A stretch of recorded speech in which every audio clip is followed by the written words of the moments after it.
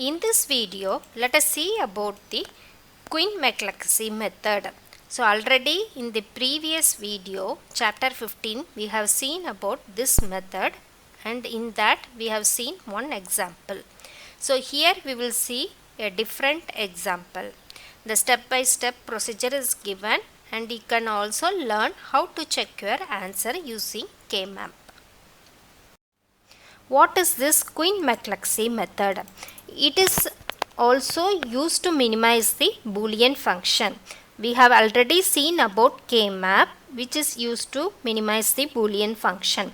But in case of K-map, when the variables are less, when the input variables is 2, 3 or 4, it is easy to apply K-map to reduce the Boolean function. However, when the number of variables increases, for example, take this 5 variable K-map, you can see you need 2 squares, that is 16 cells plus 16, 32 cells to reduce the Boolean function. So when the number of variable increases, K-map becomes complicated. In such cases, we can go for this Quine McCluskey method. Let us see how this is done. So you take an expression, you see here f is equal to a b c dash d plus a b c d. So here 3 letters are common. A, B and D is common in both the cases. I am taking it out. So bracket is C dash plus C. I can write it. What is C dash plus C? Anything, any letter and its complement will be always equal to 1. That is 1 plus 0 is equal to 1. So this is equal to 1. So I can write F is equal to A, B, D. So you can see that when the minterms are changing by only one bit. So in this case, only C bit is different in both the cases. You can eliminate that bit in the final expression. So according to this method, you have to identify two terms which differ by one bit. You see here the same expression and writing in terms of zeros and ones. For A it is 1, 1. For C dash I have taken 0, and again for D 1. And here A, B, C, D, so all are 1. So here D, in both the cases only the third bit is differing. Okay, remaining bits are same. So if it is such a case, what I am going to do is I am putting a dash here and I am eliminating that corresponding bit from the final expression. So I will get the answer as A, B and D. So by this way, you can eliminate as many literals as possible. Let us see the second example here. Y is equal to sigma m of this thing. So this sigma represents the sum of products and m represents the minterm. Small m means it is minterm. So all these are minterm. So let us start the problem. First you draw a table and write the given minterms. So what is given? M2, M4, M5, M9, M12 and M13. So these minterms are given. Now you write the binary equivalent value for these minterms. So 2 means it is 0, 0, 1, 0. So 13 means 1, 1, 0, 1. So like this we can write the binary equivalent for all the minterms. So the first step is that we have to identify the number of ones in the minterm. So you see M2, here only 1 is there.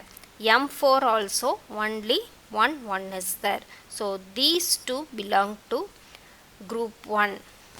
Okay. These two have only single 1 in their binary equivalent. And these 3's have 2 1's and M13 has 3 1's. So there will be 3 different groups. G1, G2 and G3, 3 groups are there. So according to the number of ones present in the binary equivalent. So second step, we have to compare the adjacent groups. So let us first rewrite this one. So I have made the color difference so that groups will be easily visible. We can do the comparison easily. First we are going to compare M2 with M5, M9 and M12. You compare and see M2 with M5, any one bit change is possible? No, because nothing is common here. So you cannot compare M2 and M5. And again M2 and M9, it is also not possible. M2, M12 is also not possible. So now we are going to compare M4 and M5. When we compare M4, M5, there is only one bit change. So the fourth bit is different. Remaining three bits are same. So this M4, M5, compare it, write it. So this can be written as 0, 1, 0, dash. So once you do this comparison, you have to draw another table. So always put a tick mark to the corresponding minterms. Okay. And you draw the table and write this one here 0, 1, 0, dash.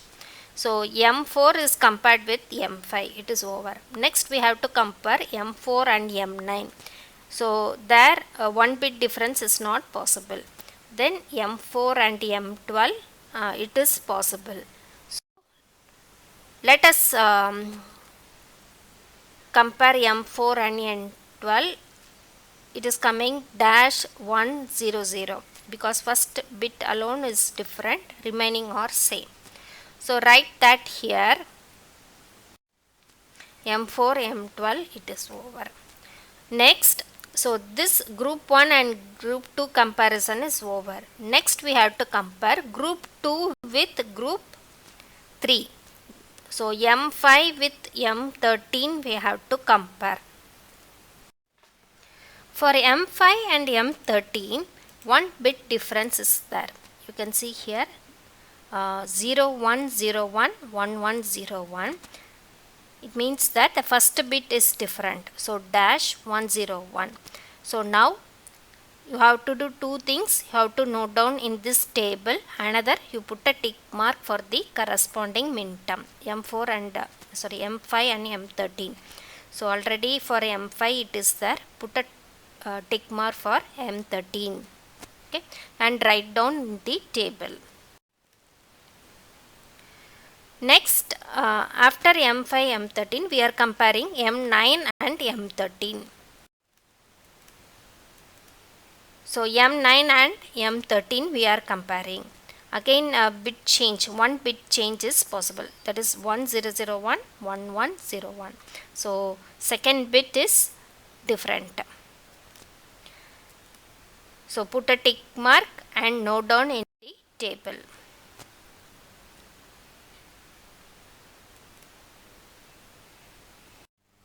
Now let us compare M12 and M13. So here also one bit difference is there. So which can be marked as 110 dash. So now you see this table, all the minterms are ticked except M2. You can cross check also. Here M2 is not there. So there is no tick mark in M2. So this M2 is called prime implicant. So this is called the prime implicant. Now you have another table. So in this table you have to group it again. So here it has these first two rows have only single one. So this is group 1. These three terms have two ones here. So let us mark it group 2. Again we are going to do the comparison between G1 and G2. Now you are comparing M4, M5 with this one. It's not possible. Always check for the dash term. So dash is at the last. So you check here where dash is there, here. Again you check for the single bit change. So one bit only changing. So draw another table. So I am marking 4, 5, 12 and 13 here, and it will be dash 10 dash. So I got one term here. So you have to put a tick mark for this term and this term. Okay. Next we need to compare this M4, M12 with all these three terms. So if you compare these two, one bit change is possible. M4, 12, 5, 13. Same number is repeating. So you will get the same binary representation. Then just put a tick mark, no need to write again. So you will put a tick mark alone. Again you compare this M4, M12 with M9, nothing will come. You cannot compare anything. Okay. So this is the final part of the problem. You have completed it. Now you see he check for the unticked terms. So again here M9 and M13. This remains unticked and here this is alone. So these two are called prime implicants. Already we have M2 as prime implicant. Now we are having these two. Let us tabulate it. So in this prime implicant table, write the implicant and its binary representation. 9, 13, 4, 5, 12, 13. So all these binary representation here. Now we will write the literals for this one. That is in terms of A, B, C, D, we can write it. So this is A dash, B dash, C, D dash. Here A dash represents, it means that that variable is not there. So C dash D. So similarly we have here B, C dash. Okay. Now we have to draw the table. Now you see you have lot of minterms here. For each minterm you make a column. So this is M2, again 4, 5, 9. 4, 5, 9, 12, 13 are there. So for each minterm we are making a column. Then you see the number here, 2 is here. So in across 2 you make a dot. Then here 9, 13 is there. So in 9 and 13 you place a dot. And here 4, 5, 12, 13. 4, 5, 12, 13 you place a dot. Next you have to check for columns with one dot, that is single dot. So here M2 has only one dot, M4 also one dot, M5 has one dot, M9 one dot, M12 also one dot. So this alone has two dots. So you put a tick mark for columns with single dot. Okay, all these columns have single dot. So you take the first one here.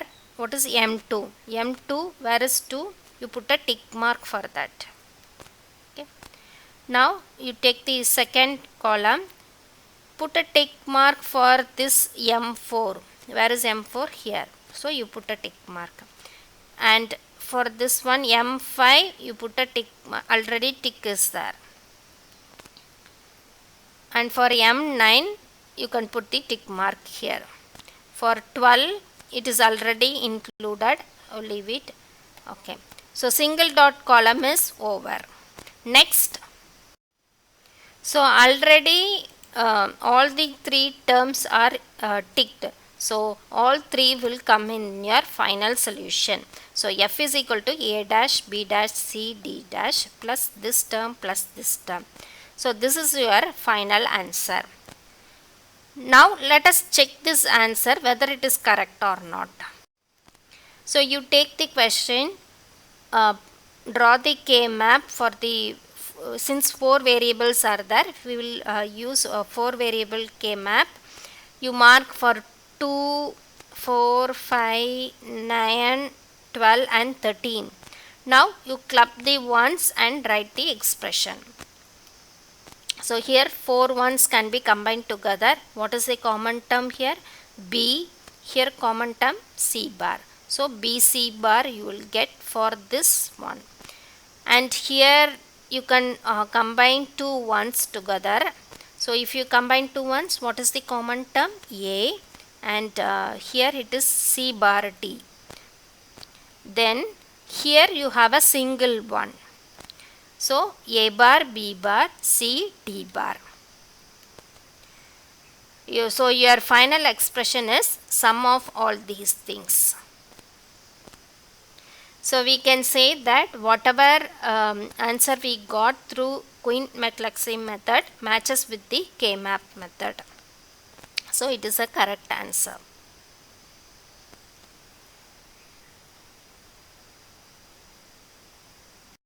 Before solving the problem using Quine McCluskey method, it's better to solve the problems using K-map so that you will get a better understanding.